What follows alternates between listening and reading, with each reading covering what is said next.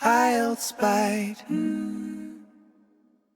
So imagine sitting down to write what would become the greatest mystery novel of the late 18th century. You sit at your desk, you get your paper ready, but instead of writing chapter 1 and introducing your main character, you just start writing the second volume. Right, which is just, it goes against everything we assume about writing. Exactly. You intentionally trap your protagonist in this massive, inescapable web of difficulties first. You write all the conflicts, the tension, and the final dramatic situation before anything else. Yeah. You write the ending. Yeah, you build the destination before you even pave the road. And only after that final resolution is completely locked in do you go back and write the first volume, just to explain how the character got into that mess in the first place. It's just such a counterintuitive way to think about art. Because, we always assume stories are born from a blank page and a spark of spontaneous inspiration. Like lightning striking the author, right? Right. But the author you're talking about, William Godwin, and his famous novel, Caleb Williams, he completely shatters that illusion. And the fact that Charles Dickens, who is, arguably the most famous English author in history, was the one who actually documented and praised Godwin's backward method, well, it tells us something profound about how language and narrative actually work. It really changes everything about how we perceive a good story. I mean, when you are reading a masterful book, it just feels like walking through a beautifully designed living space. Yeah, it feels organic. Exactly. You walk through the front door, you admire the layout, the colors, the way the light comes through the windows. It feels magical. But today, we are taking a sledgehammer to the drywall. We're tearing it all down. We are. We are going to look at the plumbing, the structural beams, and the architectural blueprints of how masterful storytelling is built. We are exploring the hidden mechanics of language, which is a concept known as the philosophy of composition. And, the word composition is really our first critical piece of vocabulary for you today. So for those of you listening and mastering your English, I want you to consider the weight of that word. Composition. It's a great word. It really is. It refers to the way in which a whole or a mixture is made up. It's the deliberate act of combining parts or elements to form a complete whole. So think about how you use that word in your daily life. You might talk about the composition of a photograph, right? Arranging the lighting and the subject. Or the composition of a symphony. Or even the chemical composition of the atmosphere. It's all about deliberate arrangement. I want you to try saying the word composition out loud to yourself, wherever you're listening right now. Just feel the rhythm of the syllables. Composition. The word itself just sounds structured, doesn't it? It does. And this brings us to the core mission of our conversation today. We are going to deconstruct the secret mechanics of storytelling, from endings and suspense to pacing and symbolism. But we're doing this for a very specific reason that goes far beyond just, literary criticism. Understanding these mechanics acts as a really powerful tool for mastering the English language. Exactly. We are going to use these exact concepts to actively build your English vocabulary, enhance your listening comprehension, and really sharpen your critical thinking. Because language is ultimately a machine. It's perhaps the most complex, beautiful machine human beings have ever created. And when you only experience language passively, you are just a passenger. You're just along for the ride. Right. But when you understand the machinery underneath it, why a certain word was chosen, how a sentence manipulates your breathing, how an ending dictates the beginning, well, you can operate that machine much more effectively. You move from being a consumer of English to a master of it. So let's go back to William Godwin writing his novel backward. Starting at the end still feels like a violation of how art is supposed to happen, doesn't it? It kind of strips away the romance. It does, but we have this deep cultural attachment to the myth of the fine frenzy. The fine frenzy. Yeah, the fine frenzy. People love the image of the passionate artist, staying up until 3 in the morning in a candlelit room, struck by a sudden ecstatic intuition, furiously writing down a masterpiece in one single sitting. Like it's just pouring out of them. Exactly. And many famous writers actually encourage this myth because, well, it makes them appear almost superhuman, as if they are channeling something divine. It's good for marketing. It is. But Edgar Allan Poe, who is one of the greatest architects of the short story and poetry in English,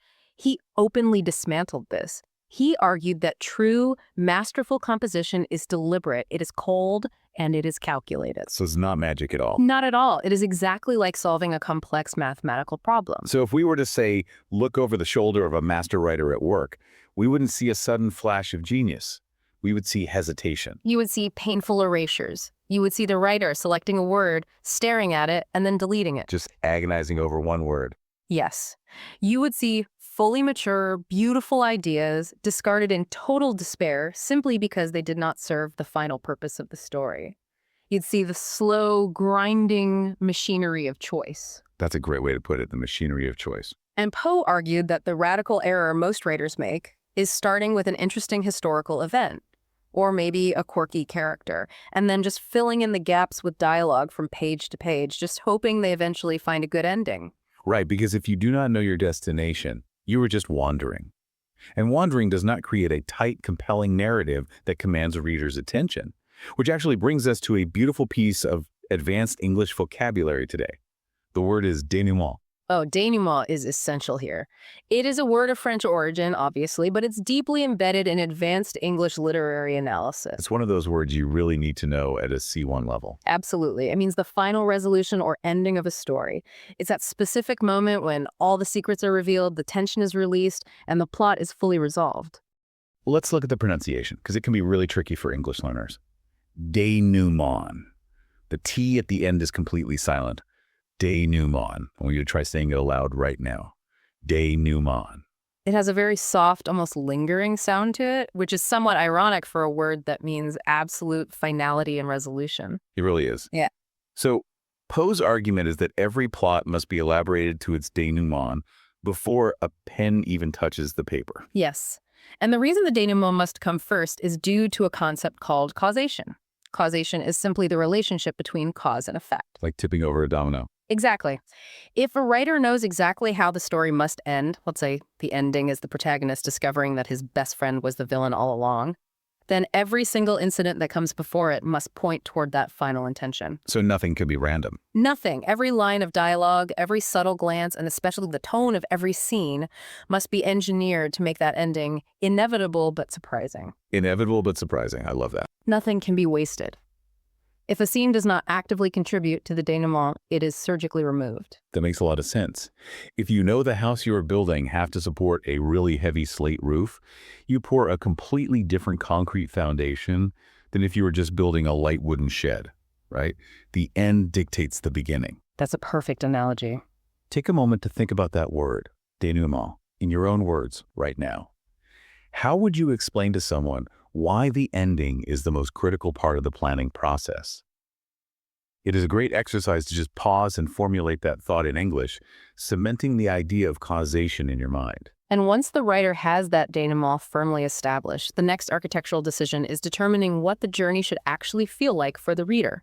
The writer has to engineer the emotional effect. So they have the blueprint, and now they have to decide if they are building a bright, sunny beach house or a claustrophobic, spooky haunted house. Precisely. And achieving a very specific, unified emotional effect requires strict parameters.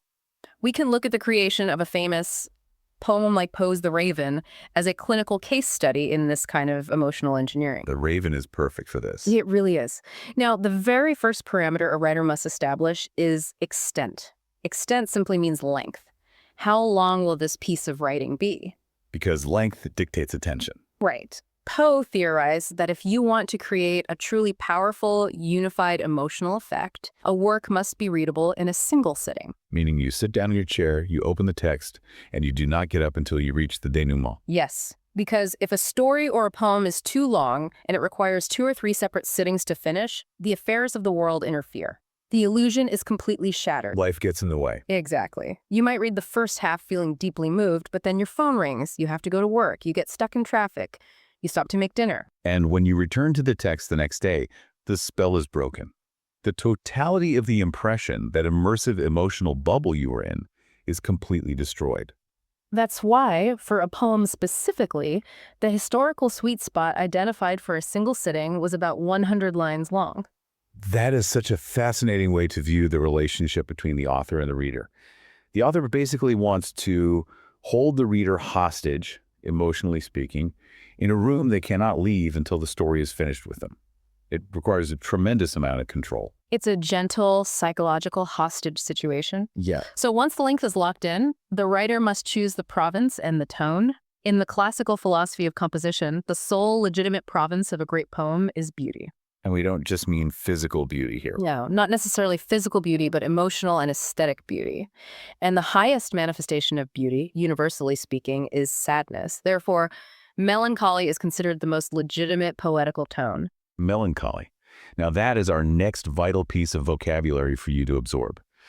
Melancholy is a sophisticated, advanced English word. It does not just mean sad. No, sad is too simple. Right, sad is simple. If you drop your ice cream on the ground, you are sad. But melancholy is a deep, thoughtful, often lingering kind of sadness. It's a sadness that you almost enjoy reflecting on. It has a weight to it. It does. Think of looking out a window on a cold, rainy day, just looking at the gray clouds and remembering a childhood friend you haven't seen in 20 years. You feel a heavy, quiet ache in your chest, but it is a beautiful ache. That is melancholy. I want you to practice the pronunciation of that word. Melancholy. Notice how the rhythm of the word itself feels slow and deliberate. Melancholy. It's a profoundly human emotion. Most great art, whether it's a film, a painting, or a song, really strives to touch that specific chord. Think of a movie or a song that always makes you feel that deep, reflective sadness. What is the title? Just think of it for a second. When you listen to it, how does your body feel?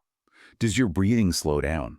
Holding that feeling in your mind really helps you truly grasp the texture of the word melancholy. It really does. So if a writer has their length and they have decided on a tone of melancholy, how do they mechanically construct the rhythm of this sadness on the page? How do they actually build it? They use a refrain. Like a chorus in a pop song, the section that repeats. Yes, exactly like that. A repeated line or word at the end of every stanza or paragraph. A refrain provides a structural anchor for the reader. But if a single word is going to be repeated over and over again to generate melancholy, it must be sonorous. Sonorous meaning it sounds deep, full, and echoing. Right. To achieve this, a writer has to look at the actual physics of human speech. They need specific vowel and consonant combinations. Phonetically, the long O sound is the most sonorous vowel. It vibrates deeply in the chest, and the R is the most producible rolling consonant. Long O and R. O, air. You can really feel that in your throat. It takes actual physical effort to produce those sounds. Now, if you are a writer engineering a poem, you put those sounds together to invent or select a word that inherently means deep sadness. And by doing that, you arrive at a word like nevermore. Nevermore. It just feels heavy in the mouth, it forces your lips to round, and it ends on that lingering R sound. It really is a brilliant phonetic choice. And here is where the cold logic of composition comes into play again. If you are going to repeat the word nevermore at the end of every single paragraph, how do you justify that within the reality of the story? Right, because a human being wouldn't just sit in a dark room repeating the word nevermore to themselves over and over. It would break the realism. The reader would just think the character had completely lost their mind. Exactly. The logic of the narrative has to support the structural requirement of the refrain. So the writer must introduce a non-reasoning creature capable of speech. You need an animal that can mimic human words without actually understanding them. A parrot is the obvious choice. But a parrot completely ruins the tone. I mean, a parrot is colorful, loud, and makes you think of pirates and sunny tropical islands. You cannot generate melancholy with a bright green parrot. No, you can't. Which leads the writer to the raven, a black, ominous, silent bird. It is perfectly in keeping with the melancholy tone, and it is theoretically capable of mimicking speech. But the true genius of this construction is what we call the pivot point. The pivot point. Explain how that works. Well, the word nevermore stays exactly the same every single time the bird speaks it. The bird is just making a noise.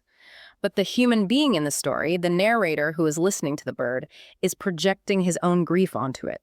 He asks a different, increasingly desperate question every single time. So the context changes, which means the emotional weight of the word changes. Precisely. Therefore, the meaning of the word nevermore transforms for the reader, even though the word itself is completely unchanged. It is like a musical chord that sounds completely different depending on the notes played right before it. That's a great way to think about it. The first time the bird says nevermore, it might just be the bird stating its strange name. The narrator is almost amused by it. But by the end of the poem, the narrator is practically screaming at the bird, asking, "Will I ever be reunited with my lost love in the afterlife?" And the bird gives the exact same phonetic response, nevermore. And suddenly, that identical sound contains the utmost conceivable amount of sorrow and despair. It's chilling. And that is how you engineer an emotional effect. Step by step. Cause and effect. Mathematical precision disguised as art. It really is. Now, the refrain provides the rhythm. It is the heartbeat of the poem. But a heartbeat isn't enough to keep a reader engaged. What creates that addictive pull? What keeps you glued to the page for that single sitting, ignoring your ringing phone and your cold dinner? That requires the psychological engine of suspense. Suspense is a psychological state, and just like the refrain, we can deconstruct it into very specific mechanical components. At its core, suspense is generated by narrative threads. When I hear narrative threads, I picture literal strings stretching from the page, just pulling the reader's eyes forward. That is a very accurate way to visualize it. These threads model a reader's expectations about what might happen next. As a story unfolds, the writer intentionally activates these threads in the reader's mind. So they're planting little seeds of anticipation. Exactly. Different threads might point to conflicting events situated in the future. Will the detective catch the thief, or will the thief successfully escape the country? Those are two conflicting threads. They cannot both be true. And the space between the question being asked in the reader's mind and the answer being provided on the page, that is where the suspense lives. There are two distinct types of suspense that writers use, and understanding the difference is crucial for advanced language learners who want to analyze text deeply. The first is conflict-based suspense.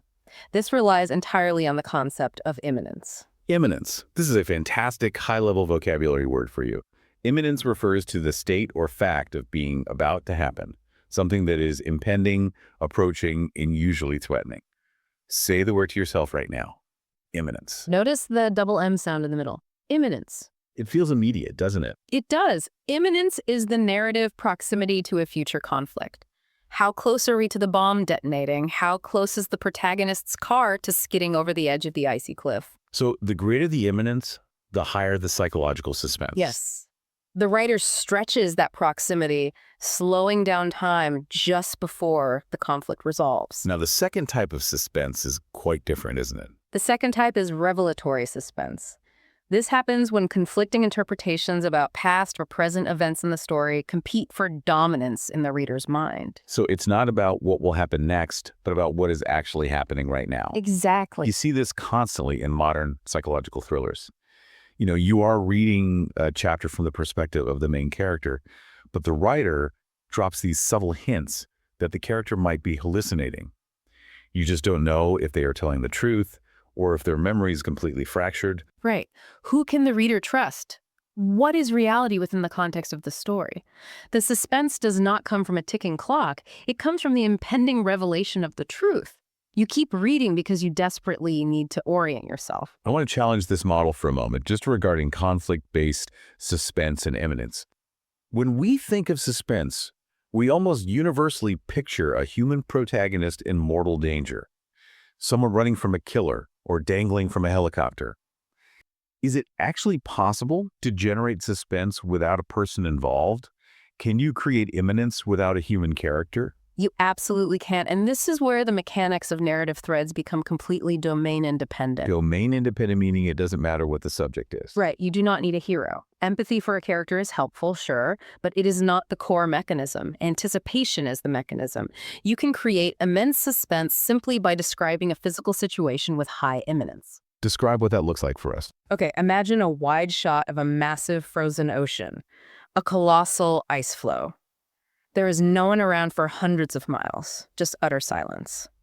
Then a writer describes a tiny microscopic fracture in the center of the ice. Okay, I can see that. The sentence focuses on the sound, a sharp, sudden crack. Then the writer describes the fracture widening, inch by agonizing inch.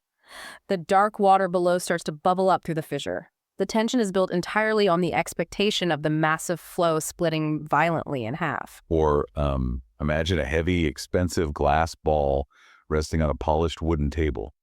The table is slightly uneven. The writer describes the ball rolling very, very slowly toward the edge. You can see the light reflecting off the glass. You know how hard the floor is. Where you know it's going to break. You watch it get a centimeter away from the drop. I can actually feel a physical reaction in my chest just imagining that. There is no person in danger, but the suspense is undeniable. Because the narrative thread is pointing to the floor. The proximity to the edge of the table is the imminence.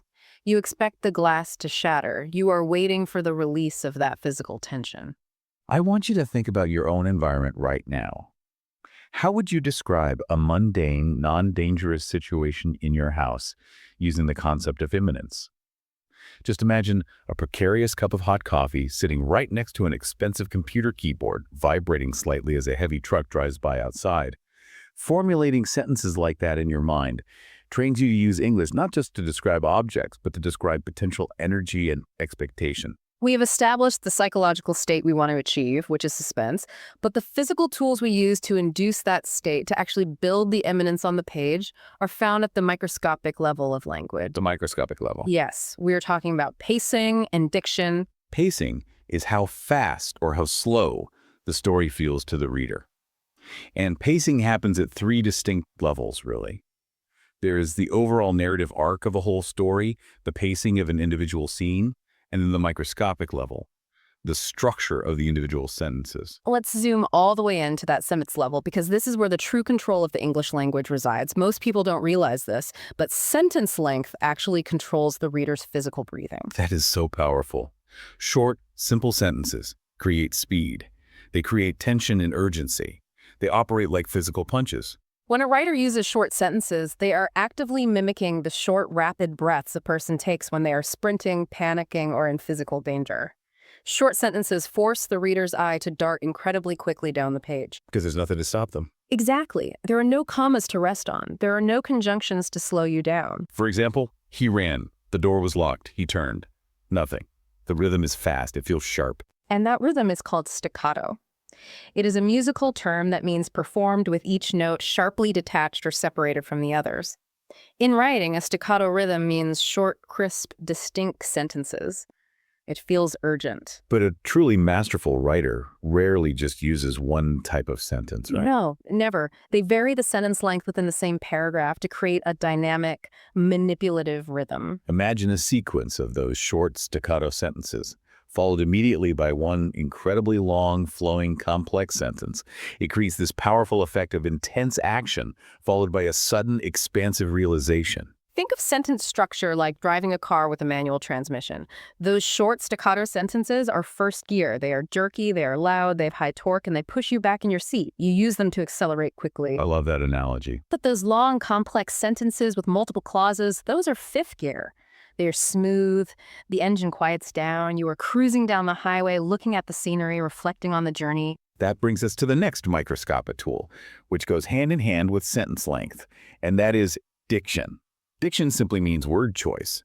It is the actual weight and history of the words you select from the dictionary. When we analyze English diction, especially for pacing, we can generally divide the vocabulary into two historical camps. On one side, we have Anglo-Saxon vocabulary. English is a fascinating hybrid language. The Anglo-Saxon roots come from the Germanic tribes that settled in Britain. These words are typically short, guttural, and rely heavily on hard consonant sounds. Words like crack, slam, jab, thrust, rip, hit. Notice how they almost sound like what they mean? They really do. You know, they require a sharp exhalation of air to pronounce. They're deeply physical. They feel violent and fast.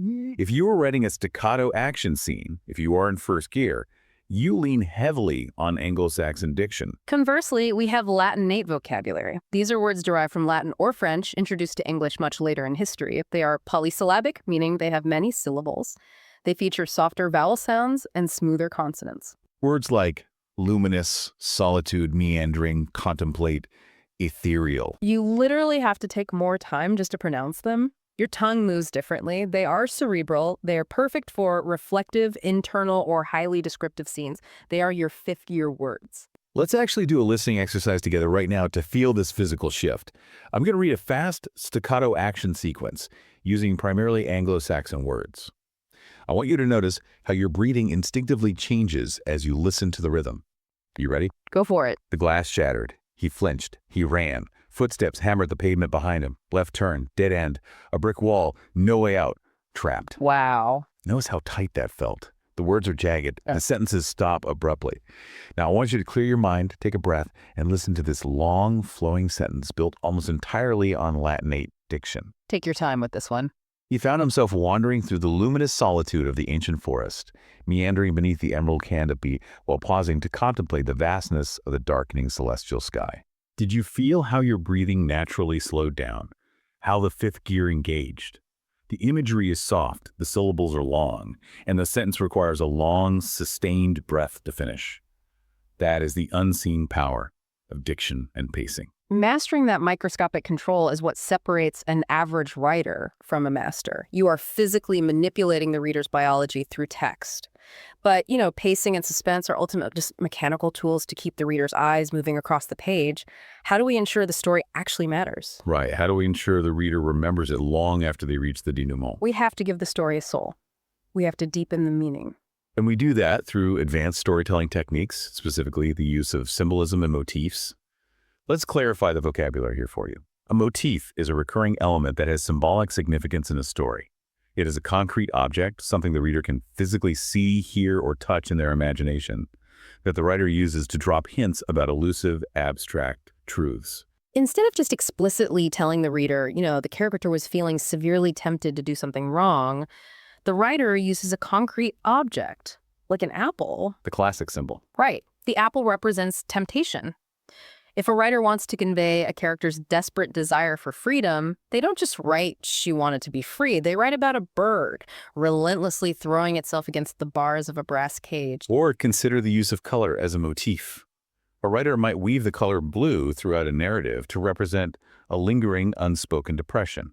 A blue dress, a blue room, a blue sky before a funeral. Alternatively, the color red might appear subtly right before moments of incoming danger, conditioning the reader to feel anxiety whenever the color is mentioned.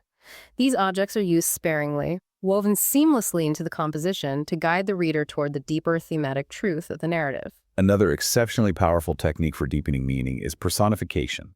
This is when a writer gives human emotions, traits, or intentions to non-human things. For example, instead of a writer simply stating, "It was raining and the main character felt sad," they might write, "The patchwork skies mourned with indecisive rain." That completely changes the texture of the scene. The sky isn't just raining, it is mourning. It turns the weather itself into a recurring emotional motif that reflects the internal state of the characters. The environment actually becomes a participant in the story. Try to define the difference between a simple object in a story and a motif in your own mind. A chair is just a piece of furniture. But if it is the empty chair of a lost loved one, and the writer makes a point to describe that empty chair in every single chapter, well, it ceases to be furniture. It becomes a motif of grief and absence. When texts utilize these layers of motifs, pacing, and causation, they reach a level of complexity that demands deeper analysis. This is what we consider C2 level proficiency in English, not just understanding the words, but really understanding the architecture beneath them. There are several advanced frameworks we use to analyze literature at this level. Two of the most fascinating are psychoanalytic criticism and reader response theory. Psychoanalytic criticism sounds intense. It sounds like we are putting the book on a therapist's couch. In a way, we are. This framework is directly derived from Freudian psychology. When you read a text through a psychoanalytic lens, you are no longer just looking at the plot. You are exploring the unconscious desires, the repressed conflicts, and the psychological defense mechanisms of both the characters within a text and the author who wrote it. So if we go back to Poe and the Raven, a surface-level reading says a man is sad about a bird in his room. But a psychoanalytic reading asks, why is this character manifesting his guilt and grief as a black bird? What unresolved trauma is forcing him to ask questions he knows will result in the painful answer, nevermore? Is the bird real, or is it a hallucination brought on by a fractured psyche? Furthermore, psychoanalytic criticism looks at the author himself. What was Poe's relationship with grief? What unconscious anxieties drove him to repeatedly write about lost, idealized women? The text becomes a window into the unconscious mind. Now, contrast that with reader response theory. This one completely shifts the power dynamic. It really does. Reader response theory argues that the text itself, the ink on the page, is essentially inert. It doesn't have a single, fixed, objective meaning. Instead, meaning is actively created in real time through the interaction between the words and the reader's own unique psychology. The text is a mirror, not a painting. Precisely. Your emotions, your cultural background, your personal traumas, and your experiences dictate what the story means. If I read a beautifully written story about a massive, impending rainstorm, and I grew up in a valley where rain always meant catastrophic, destructive floods, my heart rate will spike. I will read the story as a horror narrative. But if you grew up in a drought-stricken farming community where rain meant survival and a successful harvest, you might read the exact same adjectives and feel profound joy and relief. The author wrote the exact same words, but the readers created two entirely different realities. Reader response theory elevates the reader to the level of co-author. But this raises a major philosophical question about composition. If meaning is ultimately created by the reader's own unpredictable psychology, shouldn't writers just abandon structure altogether? Why not just write wild, formless, experimental stream of consciousness stories? Yeah. Just throw evocative words on a page and let the reader imagine whatever they want. Well, that is a trap that many avant-garde writers fall into. But the philosophy of advanced structure relies on a principle we can call purpose over novelty. Structural innovations, or highly experimental writing techniques, must serve a specific, identifiable artistic purpose. They cannot just exist for the sake of being weird or different. You can't just write a story completely backward just to show off that you can do it. Godwin did it because it was the only way to build the inescapable web his character needed. Exactly. A writer must maintain an accessibility balance. This ensures that experimental techniques do not sacrifice reader engagement. If the structure is too chaotic, if the motifs are too obscure, the reader feels alienated. The invisible contract of trust between the writer and the reader is broken, and the reader simply puts the book down. A masterpiece remains an organized, deliberate framework that guides the reader's response, even while leaving room for the reader to apply their own life experiences. Going back to our architectural analogy, you can decorate the house with bizarre abstract furniture, and you can paint the walls strange colors, but the concrete foundation still has to hold the roof up. If the plumbing doesn't work, the guest just leaves the house. We have completely deconstructed the absolute mastery of storytelling today. We've looked at causation, the emotional engineering of a refrain, the mechanics of suspense and imminence, the physical impact of staccato diction, and the psychological framework's analysis. But let's bring it all the way back to the very beginning of our conversation. Why are we doing this? Why is analyzing narrative mechanics the ultimate tool for your journey in mastering English? It all comes down to the profound pedagogical power of stories. Pedagogy is the method and practice of teaching. When you are learning a language, words and grammar rules do not live in isolation. No, they don't. If you sit at a desk and memorize a list of 50 isolated vocabulary words on flashcards, your brain struggles immensely to hold onto them. They have no context. They're just floating, disconnected data points in your memory. It is like staring at a pile of loose bricks sitting in a muddy yard. You might know what a brick is, but it isn't doing anything useful. But storytelling provides context. It arranges those bricks into a structure you can actually walk through. More specifically, stories provide what linguists call comprehensible input.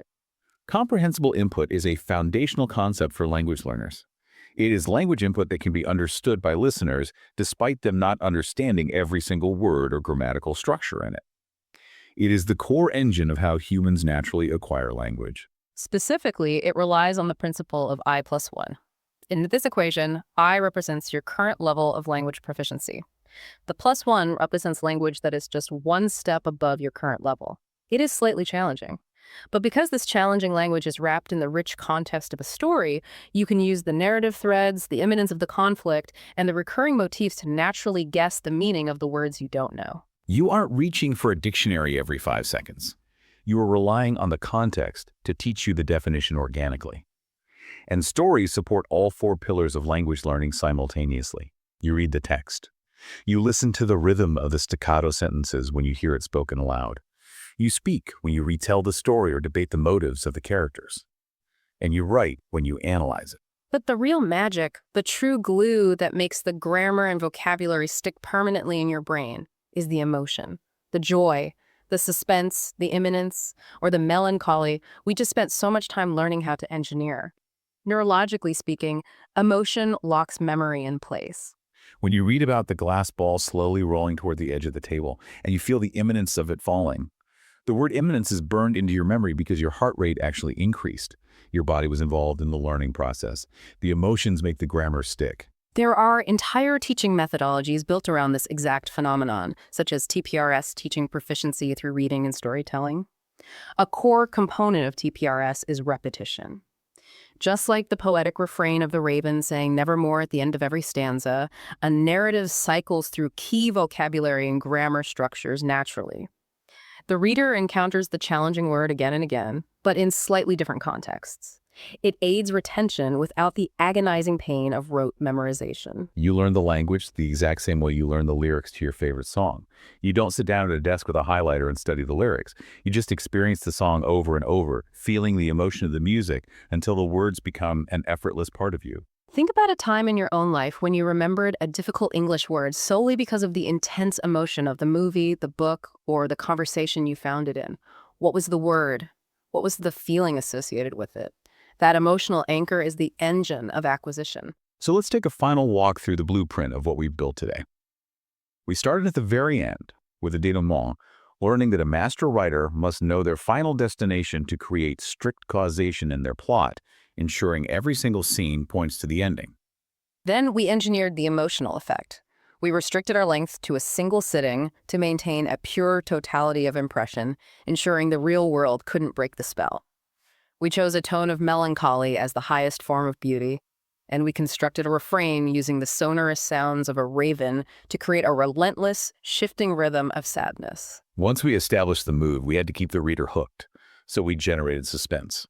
We wove conflicting narrative threads and utilized imminence, the agonizing narrative proximity to a future conflict, like cracking ice, to make the reader physically anticipate the next page. We then zoomed into the microscopic level of language. We learned how to manipulate the reader's actual breathing using staccato pacing and hard, physical Anglo-Saxon diction for speed and action, contrasting it with flowing, polysyllabic Latinate diction for slower, deeper reflection. We gave the story a soul by weaving in motifs and personification, understanding through psychoanalytic criticism and reader response theory that while the writer builds the structure, the reader's own unique psychology ultimately creates the final meaning of the text.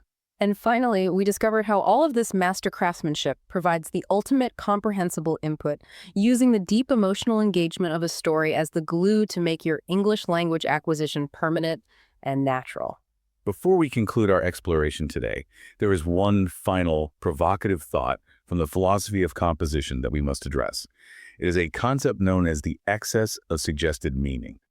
The excess of suggested meaning means that a truly great work of art, a genuine masterpiece, always has an undercurrent of significance that is never fully explained on the page. There's always a shadow. There's always something left unsaid, something hovering just beneath the surface that you can't quite touch or perfectly articulate. It is the mystery that survives the denouement. That excessive meaning is what makes a story linger in your mind for years after you've closed the book. It is what makes you want to read it again. So after everything we have deconstructed today, we leave you with this question to ponder. Does analyzing a story's mechanics, tearing down the drywall to expose the plumbing, the structural beams, and the cold, calculated mathematics of the blueprints, does it destroy the magic of the story? Or does seeing the gears turning, understanding the absolute deliberate genius of the composition, make the magic even more profound? Does knowing how the illusion is performed ruin the trick?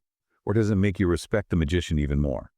Is a question every reader and every language learner must answer for themselves. And now, it is time to turn this philosophy into action. We encourage you to take just 10 minutes today to practice what we've discussed. Find a short paragraph from a story, a book, or even an article you love in English. Read it closely. Identify the short, punchy Anglo-Saxon words and the longer, flowing Latinate words. Read the paragraph aloud and actively feel how the pacing changes your own breathing. Look for the motifs. Question the imminence. Remember that consistent daily practice, even if it is just 10 focused minutes of looking at the machinery of language, is the key to mastery. You are not just building a vocabulary list, you are actively building the architecture of a new language in your mind. Thank you for exploring the blueprints with us today. Keep reading, keep questioning the mechanics, and keep building your English. We will be right here, ready to explore with you again next time. Goodbye for now.